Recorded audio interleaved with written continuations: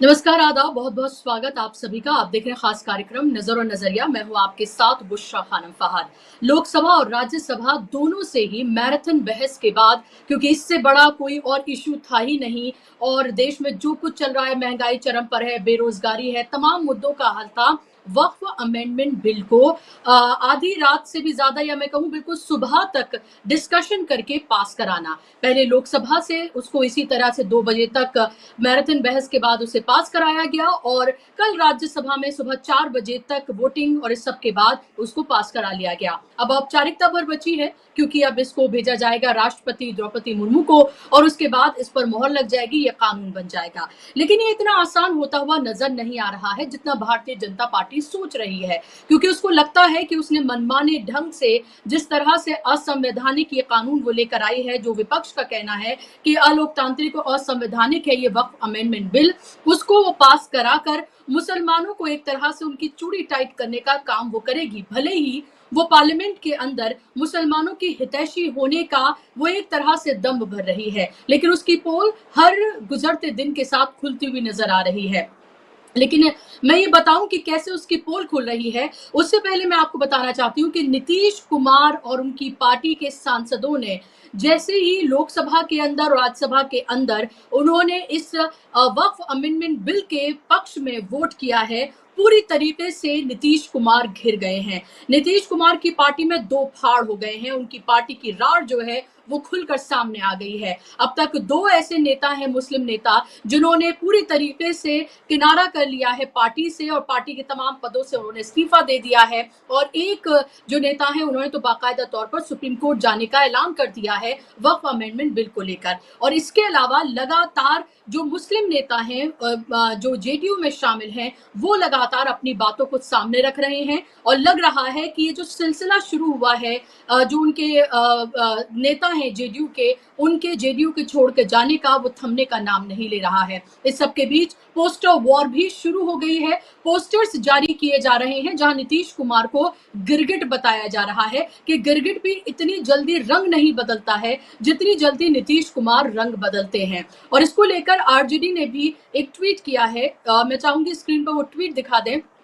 उस ट्वीट में उन्होंने नीतीश कुमार को जिस तरह से संघ के लोग ड्रेसअप होते हैं, जो खाकी निकर्स पहनते हैं और जो भी उनका ड्रेस है उसमें उनको ड्रेसअप कराकर लिखा है आरएसएस सर्टिफाइड मुख्यमंत्री चितीश कुमार। तो नीतीश कुमार की तरह चितीश कुमार यानी कि जो चीटिंग करते हैं उससे कहीं ना कहीं राइम करता हुआ इसको चितीश कुमार उनको बताया गया है। इसके अलावा पोस्टर्स भी जारी किए जा रहे हैं। लग ये रहा है कि आने वाले बिहार इलेक्शन में नीतीश कुमार बहुत बुरी तरीके से फंस गए हैं। ये पोस्टर्स आप देख सकते हैं, ये पोस्टर्स आरजेडी के नेता की तरफ से जारी किए गए हैं नीतीश कुमार को, जहां पर आप ये देखें टोपी और हाथ फैलाकर दुआ मांगते हुए दिखाया जा रहा है, जो अफ्तार पार्टी में नजर आते थे। और इस बार इफ्तार पार्टी इन्होंने की, लेकिन मुस्लिम संगठनों ने पूरी तरीके से उनका बहिष्कार किया। और दूसरी तरफ गिरगिट की तस्वीर लगाई गई है जहां नीतीश कुमार को बताया गया है कि वो तो गिरगिट से भी ज्यादा रंग बदलते हुए नजर आ रहे हैं। नीतीश कुमार पूरी तरीके से घिर गए हैं, चारों तरफ से उनकी फजीहत हो रही है। वो एक तरह से जहां भारतीय जनता पार्टी के पपट बने हुए वो नजर आ रहे हैं, जिस तरह के बयान उनके नेताओं ने लोकसभा में दिए, नीतीश कुमार का नाम उन्होंने कम लिया, नरेंद्र मोदी का नाम उन्होंने ज्यादा लिया। नीतीश कुमार को ये पता चल रहा है कि उनकी पार्टी दरअसल पूरी तरीके से बीजेपी चलाती हुई नजर आ रही है। हमने ये भी देखा है कि जब जब नीतीश कुमार खुल के भारतीय जनता पार्टी के समर्थन में सामने आते हैं, तब तब हमने उनको पलटी मारते हुए भी देखा है। और इसमें कोई आप आश्चर्य नहीं देखेंगे कि नीतीश कुमार जो बिहार का इलेक्शन है उससे पहले वो पलटी मार ले, क्योंकि मुस्लिम पसमानदा खासतौर पर उनका एक बड़ा वोट बैंक है।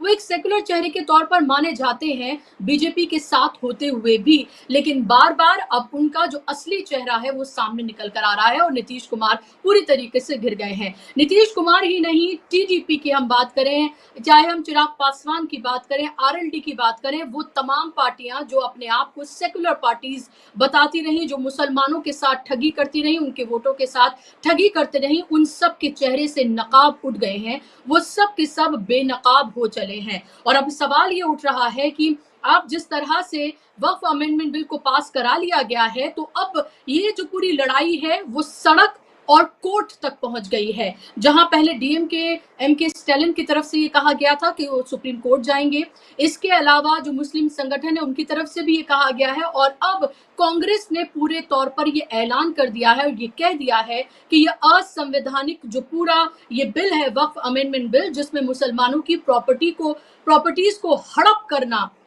ये सीधे तौर पर मकसद नजर आता है। अब वो इसके खिलाफ सुप्रीम कोर्ट जाएंगे। अभिषेक मनु सिंघवी ने बाकायदा तौर पर यह कहा कि हमें उम्मीद है कि जैसे सीए एनआरसी या फिर किसानों को लेकर जो 3 काले कानून लाए गए थे, उसी तरीके से हम जब इसको लेकर सुप्रीम कोर्ट में चुनौती देंगे तो ये पूरी तरीके से असंवैधानिक हम इसको बता पाएंगे, और उनका ये कहना है कि इसमें उनको कामयाबी मिलेगी। ये यकीन है कांग्रेस का। अभिषेक मनु सिंघवी की तरफ से ये कहा गया है। आपने देखा होगा, चाहे इमरान प्रतापगढ़ी हो, इमरान मसूद हो, या फिर दूसरे तमाम बड़े नेता, तमाम मजहब के जो नेता हैं जो कांग्रेस में शामिल हैं, हिंदू, मुस्लिम, सिख, ईसाई, उन सब ने एक स्वर में खड़े होकर इस बिल का विरोध किया है और ये कहा है कि ये कहीं ना कहीं असंवैधानिक है, और सीधे तौर पर यह बताया गया है कि मुसलमानों की जो प्रॉपर्टी है, जो उनके हक हैं, उनकी उसमें सेंधमारी का ये पूरा बिल जो है वो लाया गया है। मैं आपको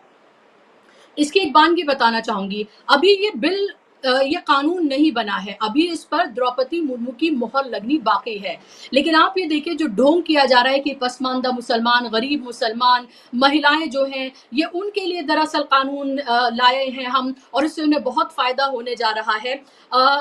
सबसे महत्वपूर्ण चीज योगी आदित्यनाथ के लिए क्या है कि जैसे ही ये राज्यसभा से पास हुआ, योगी आदित्यनाथ ने डीएम को निर्देश दिए हैं और ये कहा है कि अभियान चलाकर ऐसी वक्फ संपत्तियों की पहचान करें जो रेवेन्यू रिकॉर्ड में दर्ज नहीं है, जिन्हें नियमों को नजरअंदाज कर वक्फ घोषित कर दिया गया है। इन संपत्तियों की पहचान करके उनको जब्त किया जाए। अब मैं आपको बताने जा रही हूँ उन प्रॉपर्टियों की तादाद कितनी है। जो सुन्नी वक्फ बोर्ड है उसमें 1,24,355, और जो शिया वक्फ बोर्ड है उसमें 7,785 ऐसी संपत्तियां हैं। जो रजिस्टर्ड संपत्तियां हैं वो 2,500 के करीब जो हैं वो सुन्नी वक्फ बोर्ड की हैं, और शिया वक्फ बोर्ड की 430 ही सिर्फ प्रॉपर्टीज हैं। तो आप ये समझिए ये सब कुछ करके क्या करने की कोशिश की जा रही है। लगातार एक एजेंडा, एक सांप्रदायिक ध्रुवीकरण, और इससे ये बताना कि देखिए मुसलमानों को किस तरह से उनकी चूड़ी टाइट कर रहे हैं। इससे जो एक हिंदुओं का जो एक वर्ग है जो भारतीय जनता पार्टी को सपोर्ट करता रहा है, बहुसंख्यकवाद की जो राजनीति है पूरी, उसको आगे बढ़ाना, और तमाम जो जरूरी मुद्दे हैं जो मुबाहे खड़े हैं, चाहे चीन का मामला हो, अमेरिका के टैरिफ लगाने का मामला हो, बेरोजगारी हो, एमएसएमई सेक्टर चरमरा रहा हो, व्यापारी परेशान हो, स्टूडेंट्स परेशान हो, किस तरह से लगातार नेशनल इंटरनेशनल मुद्दे पर इस सरकार घिरी हुई है, उस सब से आपका पूरी तरीके से ध्यान भटका दिया जाए, आप वो जायज सवाल ना पूछें, और इसीलिए एक के बाद एक पहले संभल का मसला लाया जाएगा, अयोध्या लाया जाएगा, मथुरा काशी की बात की जाएगी, फिर वक्फ अमेंडमेंट बिल लाया जाएगा, यूसीसी लेकर आया जाएगा, और उसी तरीके से इनके पास एजेंडों की एक लंबी फहरिस्त है ये, और ये इस तरह से थमने वाली भी नहीं है। जब जब नरेंद्र मोदी को, जब जब भारतीय जनता पार्टी को, संघ को ये लगेगा कि उनकी हालत खस्ता है, अभी 240 पर सिमट गए थे 400 पार की बात करने वाले, तो वो तब तक इस तरह के मुद्दे लेकर आते रहेंगे, आपका ध्यान भटकाते रहेंगे, मुसलमानों को देश का दुश्मन बताते रहेंगे, उनके हकों में सेंधमारी करते रहेंगे, उनको दोयम दर्जे का सिटीजन बनाने की पूरी जो कवायद है उस पर आगे बढ़ते रहेंगे, उनके वोटों की अहमियत खत्म हो जाए, इस सब पर काम करते हुए वो नजर आ रहे हैं। ये आप तस्वीरें देख रहे हैं अहमदाबाद और कोलकाता में वक्फ अमेंडमेंट बिल को लेकर प्रोटेस्ट किए गए हैं मुस्लिम ऑर्गेनाइजेशंस की तरफ से। ये प्रोटेस्ट अब पूरे देश भर में किए जाएंगे, और अब उनका साथ, या मैं कहूं कि ये लड़ाई अब जो पॉलिटिकल पार्टीज है, कांग्रेस हो, डीएमके हो, वो अब सुप्रीम कोर्ट में लड़ती हुई नजर आएंगे। सवाल सबसे बड़ा ये कि क्या सुप्रीम कोर्ट से ये बिल रद्द हो जाएगा, क्या ये बड़ी कामयाबी पॉलिटिकल पार्टीज को, मुस्लिम ऑर्गेनाइजेशन को मिलेगी, ये एक बड़ा सवाल है। चलिए इसी पर हम चर्चा करते हैं, इसका आगाज करते हैं। मेरे साथ 2 खास मेहमान जुड़ गए हैं, स्क्रीन पर आप मेहमानों को ले आइए। मेरे साथ फिलहाल विवेक देशपांडे जी हैं, सीनियर जर्नलिस्ट हैं, जाना माना चेहरा है, और अब से कुछ ही देर में मेरे साथ सीनियर एडवोकेट शाहिद अली साहब भी मेरे साथ जुड़ जाएंगे। विवेक जी, ये सब कुछ जो होता हुआ आप देख रहे हैं, आपने लोकसभा की कार्रवाई देखी, राज्यसभा की कार्रवाई देखी। अब नीतीश कुमार की पार्टी के जो 2 नेता हैं मुस्लिम उन नेता उन्होंने पार्टी के तमाम पदों से इस्तीफा दे दिया और ये लग रहा है कि ये सिलसिला लगातार जारी रहेगा। सुप्रीम कोर्ट का रुख अब करेगी कांग्रेस भी और डीएमके भी। क्या आपको कोई उम्मीद लगती है कि ये सुप्रीम कोर्ट से रद्द हो सकता है? और नीतीश कुमार के लिए कितनी बड़ी मुसीबत आप ये देखते हैं? क्या आपको लगता है नीतीश कुमार कोई बड़ा फैसला ले सकते हैं या आपको लगता है वो पार्टी के पपेट बन गए हैं बीजेपी के? जी बुशरा जी, जहाँ तक सुप्रीम कोर्ट में इसके खारिज होने का सवाल है, मैं नहीं जानता कि क्या ऐसा हो सकता है, क्योंकि एक पार्लियामेंट ने पारित किया है, पार्लियामेंट ने कानून बनाया है, तो कहाँ तक सुप्रीम कोर्ट इसमें दखलंदाजी कर सकता है मुझे पता नहीं। अगर कहीं ये कॉन्स्टिट्यूशन के बेसिक स्ट्रक्चर के खिलाफ जाता है इस तरह से, बहुत ताकत के साथ अगर इस तरह का इंटरप्रिटेशन रखा जाए सुप्रीम कोर्ट के सामने और सुप्रीम कोर्ट उससे कन्विंस हो जाता है बगैर किसी प्रेशर के नीचे आते हुए, तो शायद हो सकता है कि इसको कहीं ना कहीं इसमें कुछ सरकार को निर्देश दिए जा सकते हैं सुप्रीम कोर्ट की ओर से, किसी तरह के सुधार के निर्देश दिए जा सकते हैं। खारिज होगा कि नहीं मुझे पता नहीं, लेकिन सुधार तो ज़रूर हो सकता है, क्योंकि इसमें जो ये 2-3 चीज़ें हैं ये आपको बदलनी होगी, क्योंकि ये कॉन्स्टिट्यूशन के बेसिक स्ट्रक्चर के खिलाफ जाती है। जैसे कि उदाहरण के तौर पर ट्राइब्यूनल में 2 गैर मुस्लिमों को उसमें शामिल करना, या फिर जो काउंसिल है उसमें 11-12 के करीब नॉन मुस्लिम्स रहेंगे। सरकार की दखलंदाजी उसमें रहे, सरकारी अधिकारी, डिस्ट्रिक्ट मजिस्ट्रेट वगैरह ये सारे बहुत उसमें पावरफुल हो जाएं। इस तरह की जो प्रोविजंस है वो अगर कहीं कॉन्स्टिट्यूशन के बेसिक स्ट्रक्चर के खिलाफ जाती है तो शायद सुप्रीम कोर्ट इसमें कुछ दखलंदाजी कर सकता है, लेकिन मैं उसके बारे में कोई मेरी स्पष्टता नहीं है, क्योंकि मैं उसका एक्सपर्ट नहीं हूँ। और लेकिन ऐसा है कि ये बीजेपी ने ये कहना पार्लियामेंट में कि भाई हम मुसलमानों के हित में ये सब कर रहे हैं, तो ये तो हंसी है, कोई भी हंसेगा, मतलब ये हंसी आने वाली ही बात है। कोई पॉसिबिलिटी नहीं है कि बीजेपी मुसलमानों का पक्षधर बनता हुआ हमको दिखाई दे और मुसलमानों के हित में सारे अपोजिशन के साथ लड़कर मुसलमानों के हित में कुछ कर रहा है। यानी ऐसा अगर होता है तो ये तो बहुत बड़ी काउंटर रिवॉल्यूशन खुद बीजेपी की तरफ से अपने खिलाफ ही हो जाएगी, क्योंकि बीजेपी का पूरा जो चाल चरित्र है और बीजेपी का जो एम्स एंड ऑब्जेक्टिव जो है, बीजेपी जो संघ परिवार के एम्स एंड ऑब्जेक्टिव्स को आगे बढ़ाने वाली एक उसका एक व्हीकल मात्र है, एक राजनीतिक व्हीकल है। मूल तो धारा है वो आरएसएस की है और मूल विचार तो आरएसएस का है। उस विचार को अमल में लाना उसका एक व्हीकल करके बीजेपी काम कर रही है। तो उस मूल धारा का विचार, जो मूल विचार है वही ये है कि मुसलमान हो, चाहे लेफ्टिस्ट हो, चाहे क्रिश्चियंस हो, इनको भारतीय समाज से उनको दरकिनार कर देना, उनको भारतीय समाज में इनकॉन्सिक्वेंशियल बना देना, उनको सेकंड रेट सिटीजन बनाना, ये आरएसएस का प्रोजेक्ट है। और इस प्रोजेक्ट के तहत बीजेपी मुसलमानों के हित साधने के लिए कुछ एक बिल लेकर आई है, और बाकी सारे अपोजिशन वाले जो है उनका जो विरोध हो रहा है वो सब कैसा गलत है। इस तरह का चित्र अगर बीजेपी खड़ा करना चाहती है तो कोई इस मुगालते में नहीं, बीजेपी सच बोल रही है। बीजेपी हमेशा उसी तरह की बातों को प्रायोरिटाइज करके कानून के रूप में हो, चाहे किसी प्रोग्राम के रूप में हो, अपने सरकारी तंत्र के द्वारा सामने लाती हुई हमने देखी है, जिसमें मुसलमानों को नुकसान पहुंचता हो, जिसमें मुसलमान टारगेट हो। हर तरह से मुसलमानों को टारगेट करना ये सरकारी कार्यक्रमों का भी एक लक्ष्य रहा है, और इनके बड़े बड़े नेता और इनका जो इकोसिस्टम है वो भी उसी में लगा है। तो इनका एकमात्र कार्यक्रम है मुसलमानों को दरकिनार करना और मुसलमानों को सेकंड रेट सिटीजन बनाना। ये बीजेपी का कुल मिला, बाकी इनको कुछ नहीं आता है। बाकी इनको इकोनॉमी में इन्होंने क्या करके दिखाया है, आर्थिक क्षेत्र में इन्होंने क्या करके दिखाया है, कौन सा भारत की इकोनॉमी के साथ क्या बड़ी चीज करके दिखाई है कि दुनिया में आज भारत का डंका बज रहा है। कहाँ है चाइना और कहाँ है आप? यूरोप के भी, पश्चिम यूरोप के देश है, अमेरिका है, आप कहाँ हैं उनकी कंपैरिजन में, वो जाने दीजिए। आज इंडोनेशिया और बांग्लादेश का भी पर कैपिटा इनकम आपसे ज़्यादा है, तो आप है कहाँ?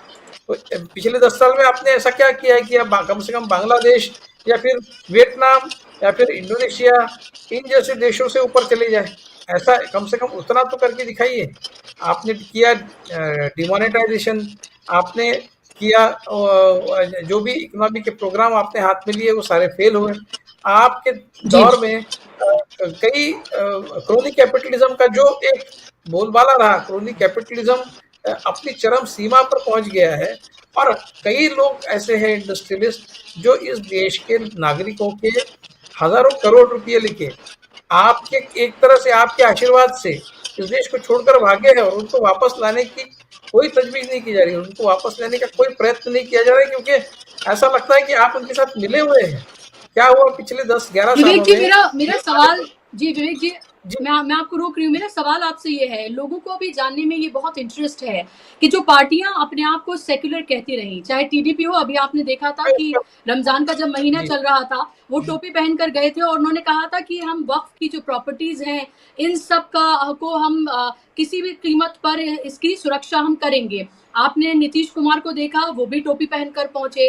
आप चाहे बात करें चिराग पासवान की या फिर हम बात करें आरएलडी की, इनका मुस्लिम वोट बैंक रहा है। रामविलास पासवान भले ही उस तरह की पॉलिटिक्स करते रहे कि जहां उनको अपॉर्चुनिटी मिली वहां वो गए, लेकिन फिर भी इसको डिनाई नहीं किया जा सकता है कि पसमानदा मुसलमान उनको उन्होंने वोट किया है। अभी फिलहाल की स्थिति में, क्योंकि देखिए इसका हल तो पॉलिटिकल ही तरीके से निकलेगा। आप देखें लोकसभा में अगर ये पार्टियां उधर चली गई होती तो ये बिल किसी भी कीमत पर पास होता ही नहीं, इसको पास कराया ही नहीं जा सकता था, और बहुत नैरो मार्जिन से इसको पास कराया गया है लोकसभा में। क्या आपको कोई उम्मीद पर लाती है कि आगे आने वाले वक्त में इसको लेकर कुछ हो सकता है? क्या आपको लगता है बिहार में इसका नुकसान नीतीश कुमार को होगा, ये सीधे तौर पर क्या आपको लग रहा है? और क्या आपको ये भी लग रहा है कि नीतीश कुमार अगर नर्वस नजर आएंगे तो वो क्या बीजेपी का साथ छोड़ सकते हैं? और अगर ऐसा होता है तो क्या इंडिया गठबंधन को उन्हें अपने साथ लेना चाहिए? नहीं देखिए, जहाँ तक नीतीश कुमार, पासवान, चंद्रबाबू नायडू वगैरह इन जैसे लोगों का सवाल है, मैं जब चुनाव के नतीजे आए थे उसके बाद नीतीश कुमार और चंद्रबाबू नायडू ने इस सरकार को समर्थन देने का निर्णय लिया, और तब लोग ये कह रहे थे कि अभी नरेंद्र मोदी जो है उनको उनकी गर्दन झुक गई है, अभी वो उनको तो इनके मर्जी के हिसाब से ही सरकार चलानी पड़ेगी, वो दब गए हैं, इस तरह की बातें लोग कह रहे थे। उस समय भी मुझे किसी भी तरह का कोई इस बात का संदेह नहीं था कि ये बहुत सुचारू रूप से सरकार चलेगी, क्योंकि नीतीश कुमार और चंद्रबाबू नायडू ये एक प्रवृत्ति का नाम है, ये कोई पॉलिटिशियंस नहीं, एक प्रवृत्ति है कि वो सत्ता के साथ बने रहने वाली जो प्रवृत्ति है वो ये प्रवृत्ति है। उनको कोई लेना देना नहीं मुसलमानों के साथ क्या हो रहा है, क्रिश्चियंस के साथ क्या हो रहा है, जो बीजेपी को समर्थन नहीं करते उन हिंदुओं के साथ क्या हो रहा है, इनको कोई लेना देना नहीं। इनको तो सत्ता में बने रहना है। तो नीतीश कुमार जो अपने आप को समाजवादी कहते हैं, इनका हमने पिछले 10 सालों में जिस तरह से वो रंग बदलते हुए देखा है, कोई आश्चर्य नहीं। लोग इनको इनका नाम लगाकर वो गिरगिट का चित्र अगर छापते हैं तो कोई आश्चर्य नहीं, क्योंकि वो उस तरह से उन्होंने अपने उदाहरण से ही ये बात सिद्ध की है कि वो गिरगिट की तरह रंग बदलते हैं। अब लोगों को दोष देने का कोई कारण ही नहीं, क्योंकि आपने खुद ही अपने आप को गिरगिट बनाने की जो मशक्कत की है, तो लोग तो कहेंगे आपसे। चंद्रबाबू नायडू, ये सारे लोग जो है, पासवान, ये टेंडेंसीज हैं, ये प्रवृत्तियां हैं, ये राजनीति को एक एंटरप्रेन्योरशिप, एक व्यवसाय के तौर पर देखते हैं कि हर लिहाज से किसी भी तरीके से सत्ता में बने रहना है, चाहे वो बीजेपी जैसी एक फिरका परस्त, बीजेपी जैसी कम्युनल पार्टी के साथ बने रहना है तो भी चलेगा। मुसलमानों के साथ क्या होता है ये हमको इससे कोई लेना देना नहीं। जब इलेक्शन आएगा तब मुसलमानों को थोड़ा सा चुटकारा जाता है, मुसलमान उस पर खुश हो जाते हैं और अपने साथ चले आते हैं। इस तरह का एक जी टेकन फॉर ग्रांटेड वाला एटीट्यूड इन लोगों का है, ये प्रवृत्तियां हैं। उस समय में भी कह रहा था कि ये बीजेपी को कोई थ्रेट पोज नहीं करेगी क्योंकि बीजेपी के साथ जाएंगे, इनका स्वार्थ है बीजेपी के साथ जाने में, और ये बीजेपी अच्छे से समझती है, इसीलिए वक्फ बिल जैसा बिल उन्होंने लाया। अगर कहीं उनको इस बात का अंदेशा होता कि चंद्रबाबू नायडू या फिर नीतीश कुमार या पासवान इसको विरोध करेंगे तो लाते ही नहीं, वो लाते ही नहीं इस बिल को। लाया इसलिए है कि उनको इस बात का कॉन्फिडेंस था कि ये लोग इनके साथ में आएंगे और उसी तरह से ये लोग इनके साथ में आए। मैं थोड़ा सा इसको एक लार्जर बिग पिक्चर में समझाने की कोशिश करूंगा जो मैं समझता हूँ। देखिए, ऐसा है कि संघ परिवार की जो राजनीति है, संघ परिवार का जो प्रोग्राम है, उसका उद्देश्य बीजेपी को सत्ता में स्थापित करना नहीं है। केवल बीजेपी को सत्ता में स्थापित करना ये तो है ही, लेकिन केवल ये उद्देश्य नहीं। बीजेपी संघ परिवार का, संघ का, आरएसएस का जो प्रोजेक्ट है वो ये है कि इस देश के राजनीति को उस साँचे में ढाला जाए जहां पर सरकार कोई भी हो, बात हिंदुओं की ही होगी। सरकार कोई भी हो वो वही करेगी जिससे उनको हिंदू वोट मिलेगा। तो हिंदुओं को और पूरी हिंदू राजनीति को उस लेवल तक खराब कर देना है कि जहां किसी भी पार्टी को, चाहे वो कितनी भी सेक्युलर हो, वो अपने सेक्युलरिज्म को उस तरीके से फिर एक बार इस देश में पुनर्स्थापित न कर पाए जिस तरीके से कभी इस देश में सेक्युलरिज्म चलता था। तो प्रो हिंदू ही वो बने रहे, कोई भी पार्टी रहे।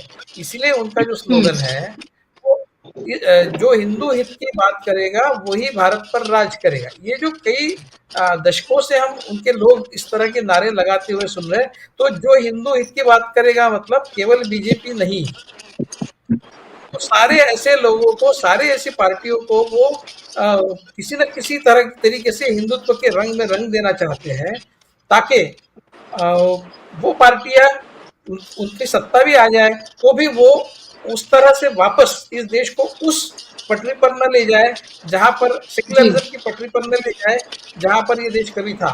वो इसी पटरी पर बना रहे, उसके लिए वो बाध्य हो जाए इस तरीके से इस देश के राजनीति को मोल्ड करना है। ये जो आरएसएस का प्रोग्राम है उसके तहत ये जो इस तरह के नमूने अभी पैदा हुए हैं, चंद्रबाबू नायडू हो, चाहे नीतीश कुमार हो, पासवान, दलितों से लेकर ओबीसी तक सारे हिंदू की बात करेंगे, सारे हिंदुओं की बात करें। अब आप कल्पना कीजिए कि दलित तबकों में से भी हिंदू हित की बात हो रही है। इस तरह से भारत की राजनीति को इन्होंने ये इस कलर में, इस रंग में ढाल दिया। इस रंग को पक्का करने की पूरी मशक्कत चल रही है। तो आने वाले समय में भी इनका राज सत्ता से खारिज भी हो जाए तो ऐसे अगर कांग्रेस भी आ जाए तो पूरी तरह से एंटी मुस्लिम पॉलिसीज को रिवर्स न कर पाए। ऐसी स्थिति में भारत की राजनीति को ऐसे जिसको फेट अकम्पली बना दिया जाए, पॉइंट ऑफ नो रिटर्न तक ले जाया जाए और उसके बाद फिर किसी की भी सत्ता है, संघ कोई फर्क नहीं पड़ता।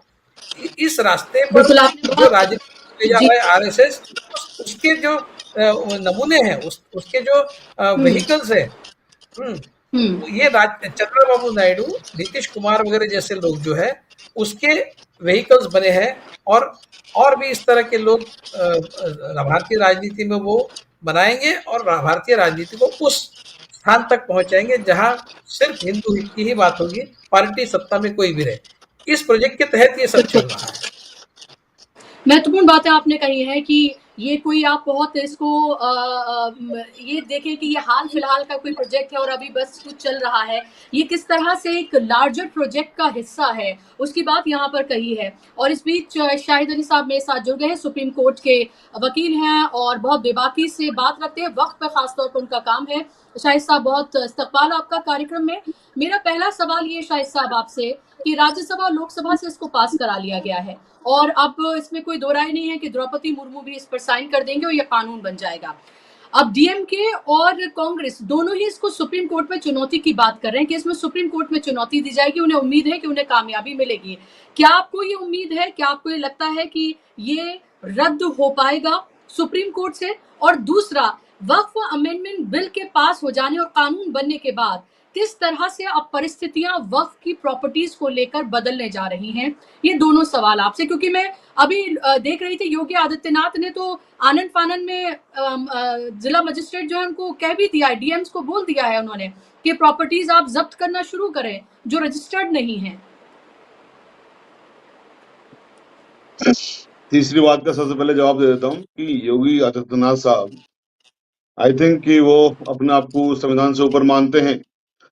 अभी ऑनरेबल सुप्रीम कोर्ट ने बहुत सारे उनके फैसलों को बदला है, जुर्माने भी लगाए हैं। मेरी समझ में अभी तक ये नहीं आ रहा कि उनको अपने पद से क्यों नहीं हटाया जा रहा। जिस इंसान को संवैधानिक पद पे बैठने के बाद संविधान की इज्जत नहीं करनी आती है, तो मेरे ख्याल उनको सीएम बने रहने का कोई अधिकार नहीं है, कोई हक नहीं है। उनको हटाया जाना चाहिए उनकी उस कुर्सी से। मैं पहली बात पे आ जाता हूँ, जो आपने कहा कि सुप्रीम कोर्ट में चैलेंज। हमने ये पिटीशन तैयार कर दी है और हम इसमें पिटीशन सुप्रीम कोर्ट में ऑनरेबल सुप्रीम कोर्ट में फाइल कर रहे हैं इसके खिलाफ, क्योंकि ये निहायत ही इलीगल अनकॉन्स्टिट्यूशनल बिल है और ये सुप्रीम कोर्ट में तभी चैलेंज होगा जब ये एक्ट बन जाएगा। अभी तक एक्ट नहीं बना है, जब तक कि इस पे एसेंट नहीं आती ऑनरेबल प्रेसिडेंट ऑफ इंडिया की। तो the moment assent will come we will challenge it. हमारी पिटीशन तैयार है, सारी चीजें तैयार है। एक जो चीजें हैं दरअसल क्या है कि चूंकि इनके पास में पार्लियामेंट में नंबर्स थे, इन्होंने किसी की नहीं सुनी। जेपीसी नाम का एक ड्रामा किया कि साहब ने जेपीसी बना दी ताकि एक पब्लिक इंप्रेशन ये जाए, एक नैरेटिव ये बने कि देखिए सामने तो कितने लोगों से डिस्कशन किया, कितने महीने डिस्कशन किया। जबकि हकीकत बात यह है कि जेपीसी रिपोर्ट में एक भी ऐसे सजेशन का उल्लेख नहीं है जो ये कहता हो कि साहब ने पब्लिक से बात करने के बाद में ये सजेशन हमारे पास आए।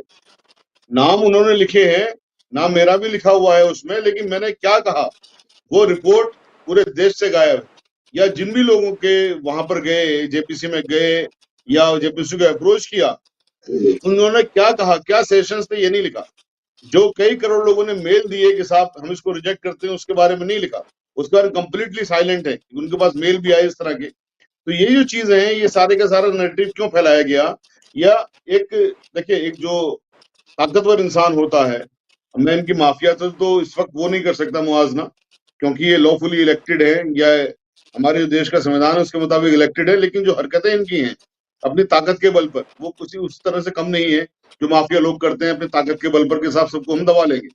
तो यहाँ पर भी ये दबाने का काम कर रहे हैं कि आपके पास संख्या बल है, ठीक है, पब्लिक ने आपको वोट दिया, लेकिन यही पब्लिक आपको इस तरह के कानून बनाने के लिए वोट दे रही है। आप ये नहीं कह सकते, क्योंकि आपने तो फार्मर्स कानून भी बनाए थे।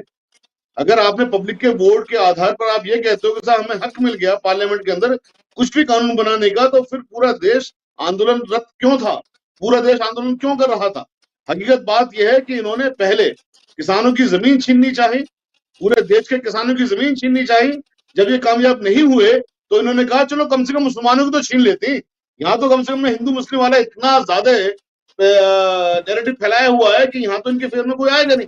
लेकिन ऐसी बात नहीं है, बहुत सारे हिंदू, मतलब मेजोरिटी ऑफ हिंदू मुस्लिम्स के साथ है एंड वाइस वर्सा, क्योंकि ये जो संकीर्ण मानसिकता के लोग हैं बहुत कम हैं। तो बहरहाल इनकी जो बात है वो ये है कि हम किसानों की जमीन नहीं छीन सके, ये अपने आकाओं को जमीन देना चाहते थे, चलिए साहब मुसलमानों की जमीन छीन लेती। तो मुसलमानों की जमीन छीनने के लिए सोची समझी तरीके से इस कानून को लेके आया गया। अब इस कानून में जो नैरेटिव फैलाए, नैरेटिव क्या फैलाए कि साहब इनका तो ट्रिब्यूनल होता है, ट्रिब्यूनल में वक्फ का आदमी इसका चेयरमैन होता है और वक्फ का अपना एक मुसलमान उसका मेंबर होता है या वो वहां पर डिसाइड करवा लेता है। जबकि सेक्शन 83 है, दुनिया को पता है कि साहब उसमें एक जुडिशियल ऑफिसर जो कम से कम एडीजे या सेशन जज की रैंक का वो होता है, एक गवर्नमेंट ऑफ इंडिया का रेवेन्यू ऑफिसर या स्टेट लेवल का सेक्रेटरी उसके अंदर होता है, एक जो वक्फ लॉ की जानकारी रखता है, कोई जरूरी नहीं मुसलमान हो, एक वो होता है। तो नैरेटिव देखिए किस तरह का फैलाया गया। ऐसी सेक्शन 40 के बारे में सब once a Waqf always a वक्फ को हम खत्म करेंगे। ऑनरेबल सुप्रीम कोर्ट जिस चीज के लिए बार बार कहती है, एक तो डिसीजन नहीं है, नंबर ऑफ डिसीजंस है, उसको ये कहते हैं कि साहब इसको हम खत्म कर लेंगे, या जहां पर मुकदमात हैं वहां पर हम खत्म कर लेंगे। बाद में आके इन्होंने कहा, जो मुझे लगता है कि झूठ इन्होंने बोला पार्लियामेंट के अंदर, कि साहब हमने वक्फ बाय यूजर का रिट्रोस्पेक्टिव इफेक्ट नहीं किया है, क्योंकि यही बात अमित शाह साहब ने ही बोली पार्लियामेंट के अंदर, हम हिंदुओं को इंक्लूड नहीं कर रहे। लेकिन जब शाम को अमेंडमेंट, रात को जब अमेंडमेंट तकरीबन 1 बजे के बाद में उसमें वोटिंग होनी शुरू हुई, तो आइटम नंबर वहां बता रहे थे, बट 1-2 अमेंडमेंट का उन्होंने जिक्र भी किया। उनसे मुझे ये लगा कि साहब ये जो इनके सेशंस थे जो भी उसके अंदर अमेंडमेंट सीट किए गए थे वो सब सारे के सारे अमेंडमेंट डिसमिस वहां से हो गए या रिजेक्ट वहां से हो गए। तो जो वक्त बिल इन्होंने ओरिजिनली लेके आए थे कि साहब रिट्रोस्पेक्ट की इफेक्ट भी इसके अंदर रखेंगे, हिंदूज की एंट्री भी इसके अंदर रखेंगे, आपके वक्त ट्रिब्यूनल भी ये खत्म करेंगे, ये तमाम चीजें उसके अंदर ये शायद लेके आ रहे हैं। और डीएम की पावर को अल्लाह कहा। अब देखिए डीएम को अगर पावर दे दी जाए, हमारा जो देश है 3 पिलर्स पे खड़ा हुआ है। आरफा जी ये बहुत इंपॉर्टेंट बात है। 3 पिलर पे कौन है? विधायिका यानी पार्लियामेंट जो कानून बनाती है या असेंबलीज, दूसरी आपके एग्जीक्यूटिव में तमाम देश का प्रशासन हो गया या सरकारें हो गई जो भी कुछ हो गया, तीसरी जुडिशरी।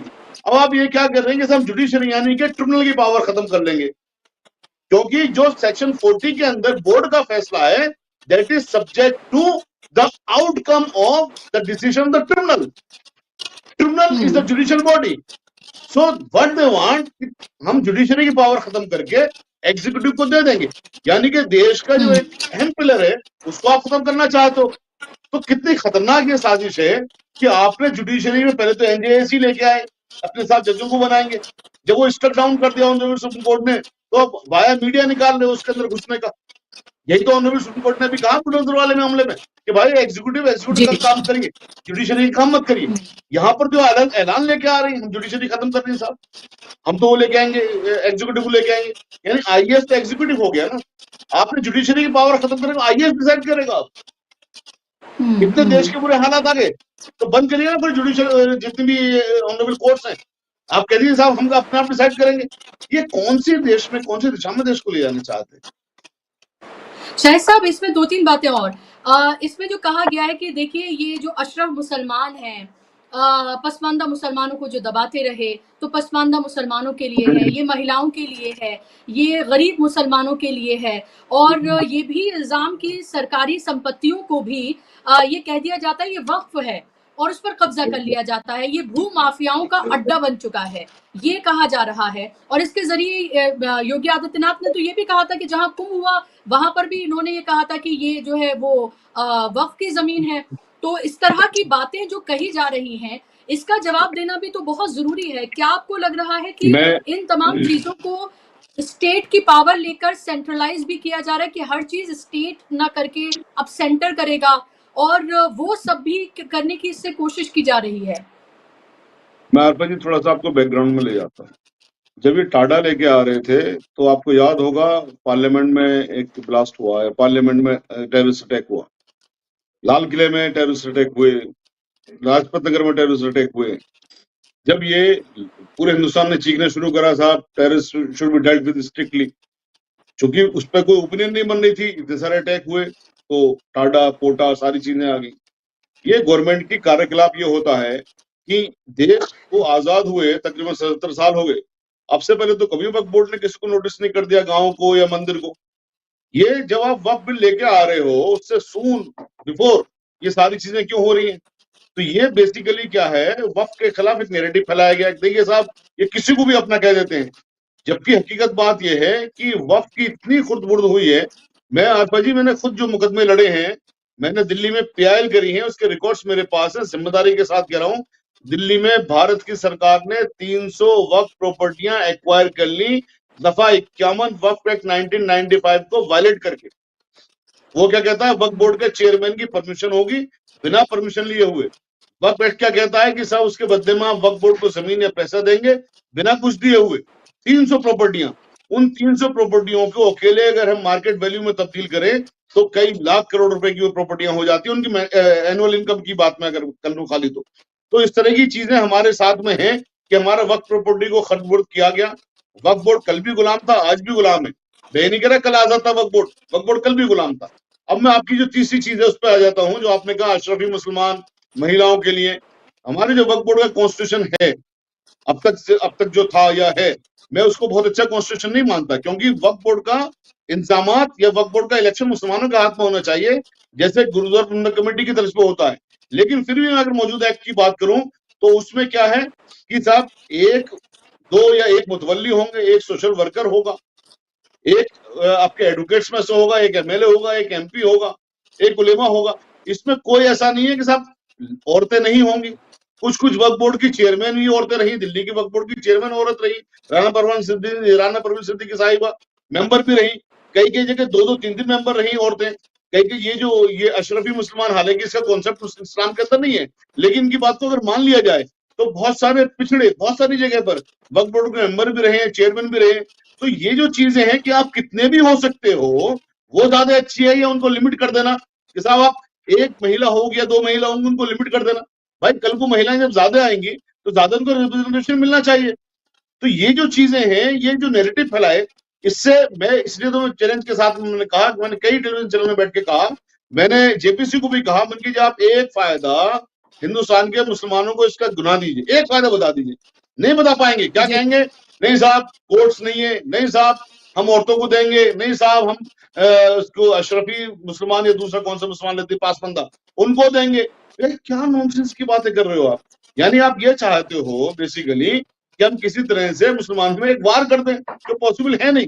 देखिए जो अशरफी और जो पासबंदा मुसलमानों की ये बात करते हैं, मैं ऐड करता चलूं, आपको पासबंदा का इतना ख्याल है अगर, तो आर्टिकल 341 342 में से आपने धर्म के आधार पर मुसलमानों का रिजर्वेशन क्यों खत्म किया?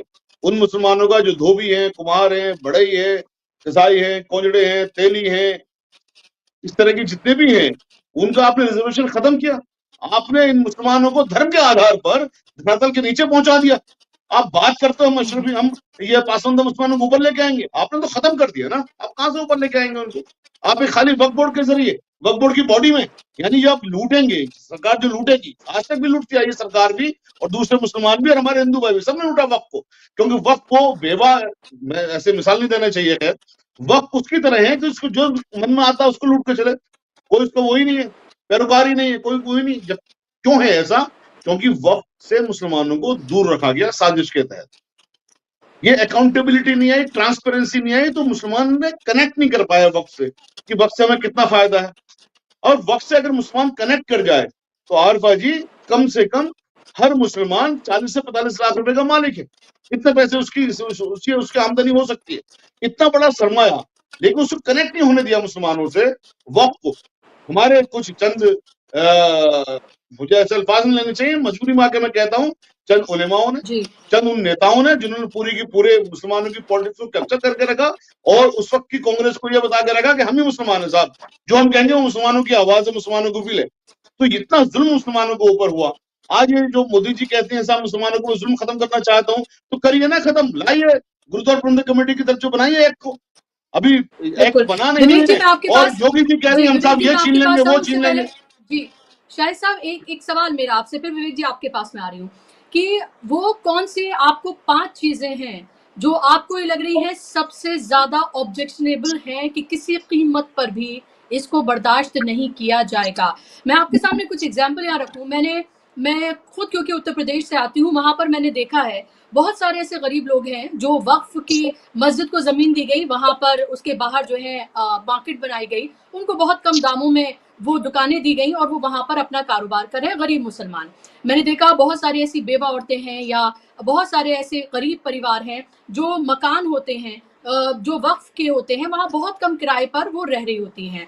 क्या अब आपको लगता है कि उन सब के लिए अब डर पैदा हो गया है? क्योंकि किसी ने अगर वर्बली कह दिया कि मैंने ये जगह वक्फ कर दी, बहुत सारी तो ऐसी है कि जो पता नहीं कई सौ साल पुरानी, और ज्यादातर ऐसी होंगी कई सौ साल पुरानी प्रॉपर्टीज हैं जिनका प्रॉपर्शन नहीं है।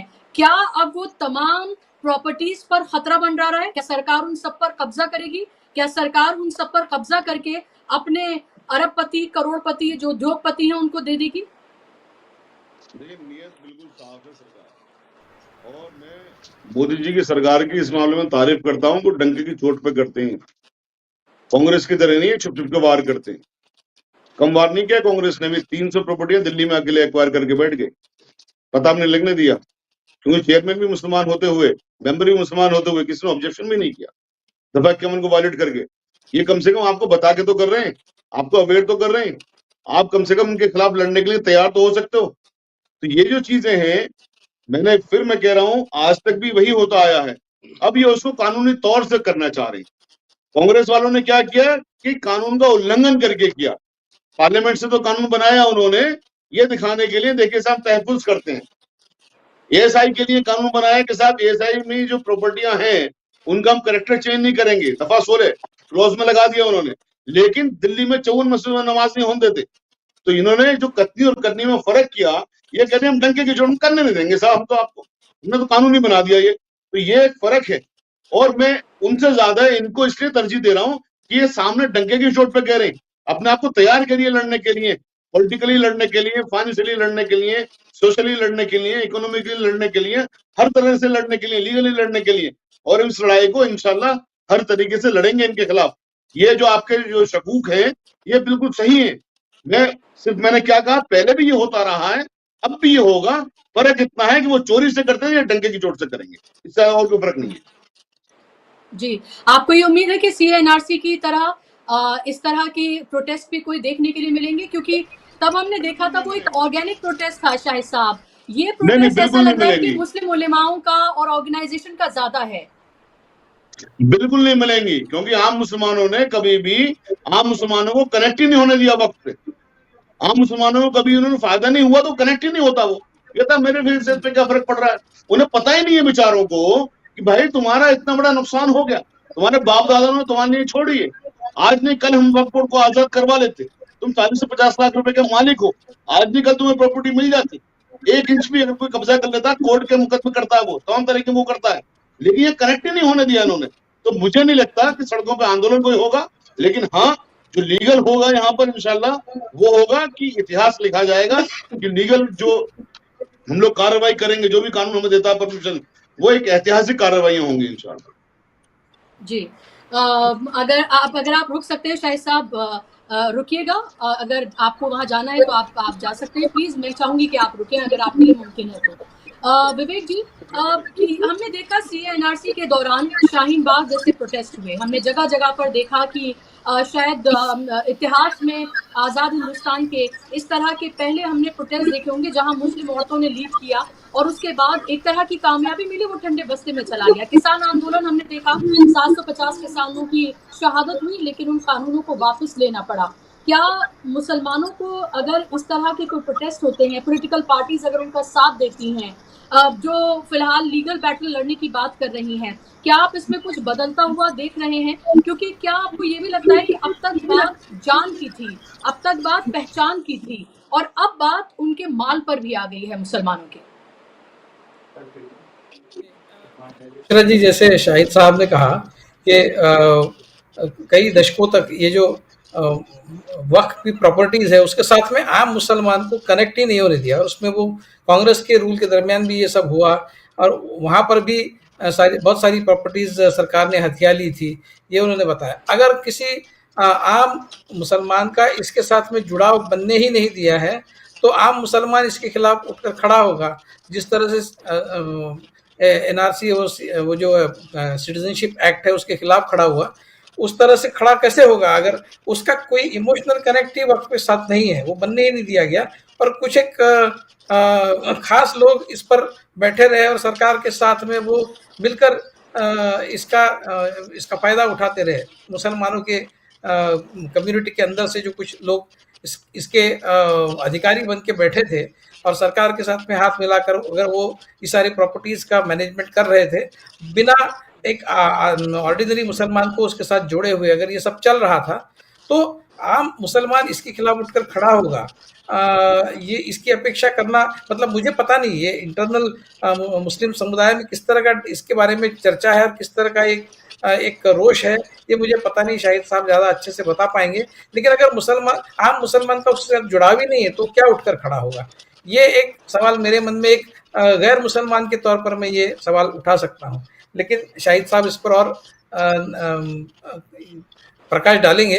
लेकिन जहाँ तक ये सारा कानून लाने का और इसको आगे बढ़ाने का सवाल है, जैसा 2013 में कांग्रेस सरकार ने उस समय जो इसमें अमेंडमेंट लाया था, उसमें सरकार ने जो वक्फी ज़मीनें दिल्ली में 112 113 कुछ आंकड़ा उसका आया है वो अपनी तरफ ले ली थी, उसको वापस करने का जो एक प्रयत्न उस समय हुआ था, तो कम से कम कुछ जो भी गलती हुई उससे उसको सुधारने की कोशिश कांग्रेस की तरफ से हुई थी, ऐसा माना जा सकता है। और उसको ही ये लोग बता रहे हैं कि वो गलत है।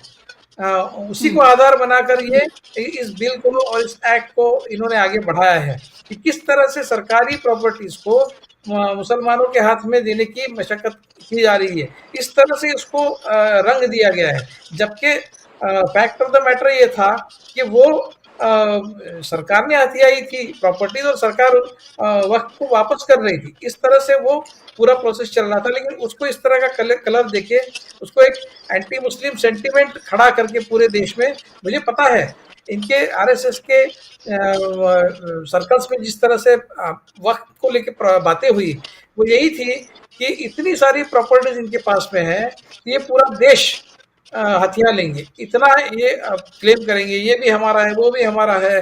फिर वो सरकारी बड़ी बड़ी जो पार्लियामेंट हमारा है, जो जितने भी, अब इतनी ताकत मुसलमानों की होती तो आज तक वो भारत राज करते। इस तरह इतनी बुरी स्थिति में थोड़ी होते, जितने सच्चर कमेटी ने बताया कितनी बुरी स्थिति में वो है, वो भी कांग्रेस के रूल के दरमियान की बात है। मतलब ये तो बीजेपी आने के बाद तो और भी खराब हुई स्थिति। उस समय अगर कांग्रेस जो एक कोई ओवरटली एंटी मुस्लिम पार्टी कभी भी नहीं थी, उसके रूल के दरमियान अगर मुसलमानों की वो स्थिति बनी थी, सच्चर कमेटी की रिपोर्ट ने जो हाईलाइट की थी, तो इनके साथ ये इनके राज में क्या होगा। मुझे लगता है कि ये एक बहुत बड़ा आंदोलन अगर इसके लिए बनाना है तो एक तरफ लीगल फाइट भी होनी चाहिए। शाहिद साहब जो कह रहे थे, जो इसके एक्सपर्ट्स हैं वो सुप्रीम कोर्ट में अपनी बात बहुत जमखम के साथ, ताकत के साथ रखे और उस केस को जीतने की कोशिश करे। लेकिन मुझे बहुत डाउट है जिस तरह से सुप्रीम कोर्ट का पूरा एक जिस तरीके से सुप्रीम कोर्ट ऑपरेट कर रहा है, काम कर रहा है, मुझे बहुत ज़्यादा उम्मीद नहीं है। कई केसेस ऐसी हैं जो कॉन्स्टिट्यूशन के बेसिक स्ट्रक्चर को चैलेंज करने वाली बातें इस देश में हुई, वो सारी बहुत सारी केसेस जो है वो आज भी आगे नहीं बढ़ रही। महाराष्ट्र के सरकार को जो 3 साल पहले महाराष्ट्र की उत्तराखंड सरकार को जिस तरह से नीचे लाया गया, उतारा गया, और जिस तरह से वो सारी इलीगल बातें हुई, जिसको सुप्रीम कोर्ट ने यहाँ तक कह भी दिया कि ये इलेजिटिमेट सरकार है, सब कह दिया, लेकिन उसके बावजूद वो केस आगे नहीं बढ़ी है। जबकि आंध्र प्रदेश, तेलंगाना में जो इसी तरह का कुछ मामला चल रहा है, उसको बहुत जोरों शोरों से सुप्रीम कोर्ट आगे बढ़ा रही है। कुछ उसी तरह के, उससे बहुत बड़ा मामला तो महाराष्ट्र में हुआ था, लेकिन वो केस आगे नहीं बढ़ रही। तो एक सिलेक्टिव एमनेसिया की तरह अगर हमारी सिस्टम काम करती रहेगी तो डिसएडवांटेज सेक्शंस मुस्लिम जो है, दलित है, जो भी है, उनके साथ में न्याय होगा। इस मनुवादी व्यवस्था में ये बहुत बड़ी अपेक्षा होगी। मुझे नहीं लगता कि जब तक ये लोग सत्ता में है तब तक इस तरह की कोई भी अपेक्षा की पूर्ति आप एक्सपेक्ट कर सकते हैं। बुशरा जी। जी बिल्कुल, जाहिर सी बात है, और ये साफ तौर पर एजेंडा ये दिख ही रहा है कि किस तरह के एजेंडे पर भारतीय जनता पार्टी चलती हुई नजर आ रही है। उसके लिए अगर कोई एक चीज अभी फिलहाल मायने रखती है या उसके जरिए वो अपनी तमाम नाकामियों को छुपा सकती है, वो कैसे मुसलमानों को एक तरह से सेंटर में रखकर उनके इर्द गिर्द ही सब कुछ, देश की पूरी सियासत, देश के तमाम मुद्दों को, हर चीज को उसके इर्द गिर्द ही घुमाना चाहती है। होली का त्योहार हो तब भी मुसलमानों को टारगेट करना है, मुसलमानों का त्योहार हो तब भी उन्हें टारगेट करना है, रमजान हो तब भी उन्हें टारगेट करना है। आज जुमा था तब भी आप ये देखें कि संभल में ऐसा लग रहा है कि जंग जैसी स्थिति बना दी गई है और वहां पर ऐसे गश्त किया जा रहा है। जो सीईओ हैं, जो मशहूर हो गए हैं, वो तमाम ऐसे गश्त कर रहे हैं कि न जाने देखिए मुसलमान क्या करने जा रहे हैं। यानी कि एक लोकतांत्रिक निजाम में अगर किसी चीज को लेकर उन्हें एतराज है तो वो काली पट्टी बांधकर अपने हाथ पर वो प्रोटेस्ट भी नहीं कर सकते हैं। उनको इतना डराया धमकाया जा रहा है, उन्हें इस स्टेज पर लाया जा रहा है कि उनके लिए बस एक चीज जरूरी रह जाए कि आप हमें सुकून से जीने दें, उससे ज्यादा वो अपने अधिकारों को लेकर आपसे या सरकार से बात भी ना करें। क्योंकि ऐसा मुसलमानों ने कहा जब सौगात मोदी जब अभियान चलाया गया, जो एक तरह का पाखंडी था, उस पर मुसलमानों ने कहा कि ये सौगात आप अपने पास ही रखिए, हमें बस जीने का अधिकार देते रहिए कि हम सुकून से अपने कारोबार, अपने काम, अपनी जॉब्स, अपनी जिंदगी चला सकें, इतना अधिकार आप हमें दे दीजिए। क्योंकि साफ तौर पर मुसलमानों को दोयम दर्जे का सिटीजन बना दिया गया है। इसमें अब कोई दो राय ही नहीं है। और जो पॉलिटिकल पार्टी जिन पर उनको भरोसा था कि उनके लिए कुछ करेंगे, वो भी सब आप ये देखिए कि उनके चेहरे भी खुलकर पूरी तरीके से सामने आ गए हैं। आने वाला वक्त और मुश्किल ही होने जा रहा है, इसमें भी कोई दो राय नहीं है। बहुत शुक्रिया विवेक जी आपका, कार्यक्रम का हिस्सा बनने के लिए, अपना समय देने के लिए बहुत धन्यवाद। धन्यवाद आप तमाम दर्शकों का भी इस कार्यक्रम का हिस्सा बनने के लिए। नमस्कार।